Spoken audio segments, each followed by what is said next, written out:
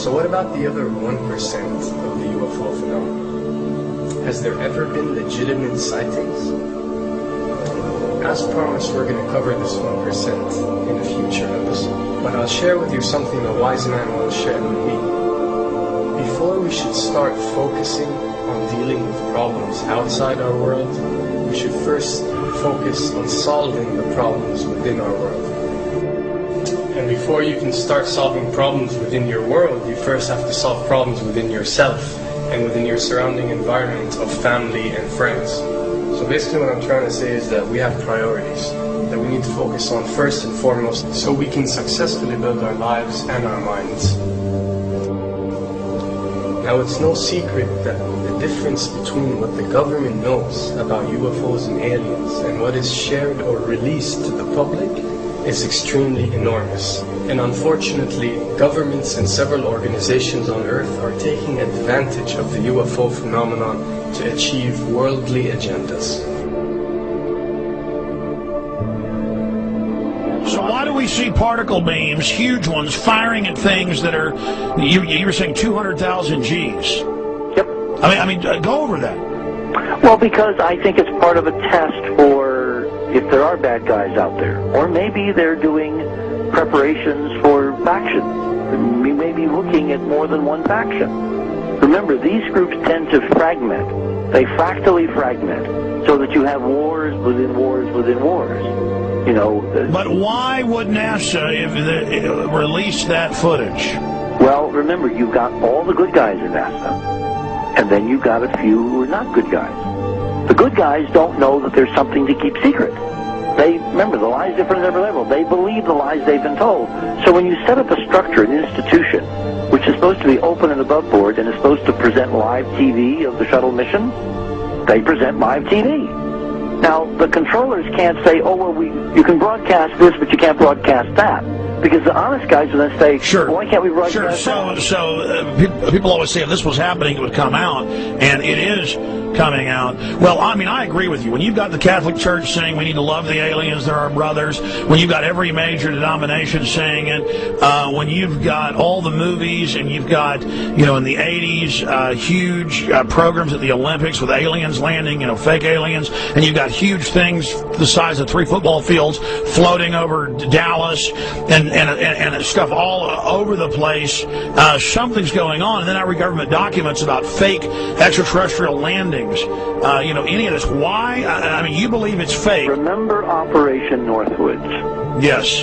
Okay. Or we can go to the, September 11th. Governments do huge, big things to sway populations at key nodal points in history. They love hoaxes. Yeah, well, it's manufactured history is what it is. We are building, I mean, all my UFO friends, I need to shake them because they're so, frankly, they're extremely naive, Alex. They really believe we're building toward disclosure. I believe we're building toward a mass, carefully manufactured, fake event where ETs, who are really humans, who are really part of this secret clique, who are probably Nazis, will develop or perfect their technology from World War II, which is why you've got to get, Joseph on. They are going to basically fake out the world. And there's an incredible window on the Nazi black ops program, the compartmentalized, incredible high technology efforts that were being funded by the Nazi war machine, particularly toward the end of the war, in a desperate effort to win the war, and they fastened their hopes on several key technologies, some of which appear to be the control of gravity itself, which again is a separate piece of data from my work, which came at this from a hyperdimensional physics perspective. I mean, we know there's a lot of suppressed technology. I mean, 20 years after the B-2 bomber was already in service, they declassified it. So we have a lot of cases of that. We know there's a whole shadow government. This is technology and physics, Alex, that would make anything you think you know like a candle flame compared to a hydrogen bomb. This is a physics that literally allows you to rearrange time.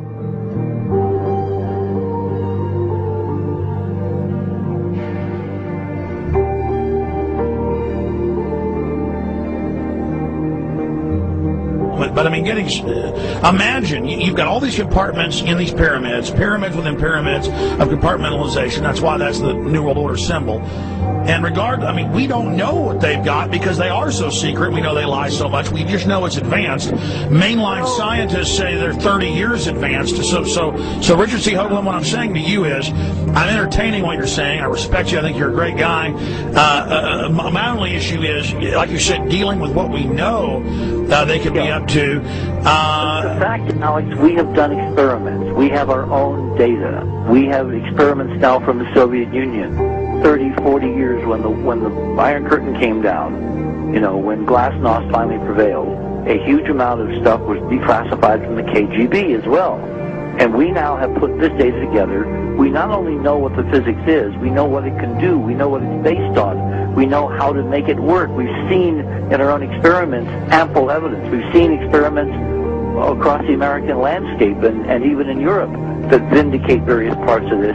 And the latest thing I'm working on, it looks like von Braun himself was deeply involved in some of this early physics experimentation, that they're keeping all the good stuff for themselves. The reason is that if we got access to the good stuff, if we got access to the technologies, the energy, we wouldn't be worried about $4, $5 a gallon gas or $10 a gallon gas. We would live like people are supposed to live, all 6 billion of us who could live lightly on the earth, Alex, with this technology. And live longer. Absolutely, and better, and you could live to 200-300 and have the virility of your 20s and 30s. There's extraordinary medical breakthroughs, there's extraordinary physics breakthroughs, technology breakthroughs, energy. It's all been kept away. Think about it. We're already on a planet hurtling through space, all these wonders around you, and you've been taught it's bizarre to question, and that's because there's so many kooks in the alternative movement who do talk about ridiculous, Hollywood-style green men, instead of really looking at the shadow government and all these crazy secret societies that are admittedly running NASA and the shadow government. Well, ladies and gentlemen, during this talk that I'm going to give you, I'm going to explain to you the history of this phenomenon, who the secret government really is, and I will name them by name, beginning group, the study group. I will tell you who they are today. I'm going to tell you what this is all about. I'm going to tell you who's selling drugs to your children, and I'm going to tell you why the United States government is afraid for you to find out what the truth is regarding UFOs.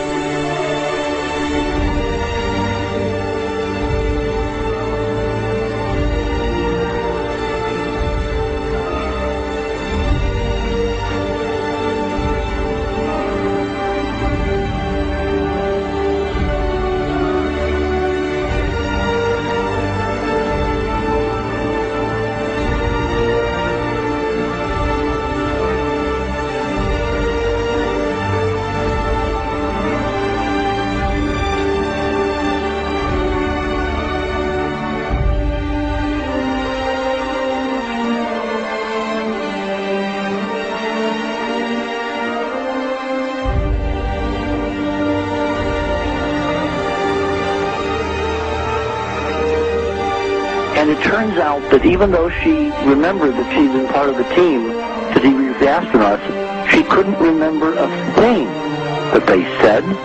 She couldn't remember why she no longer was working with NASA. She couldn't remember. In other words, her memory lapses were enormous, and I don't think they were sane, because we now found the same pattern in all the flight crews.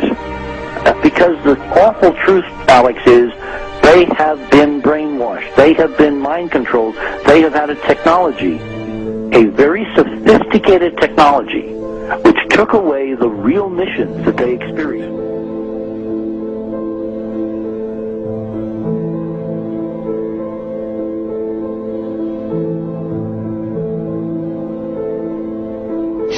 Sorry.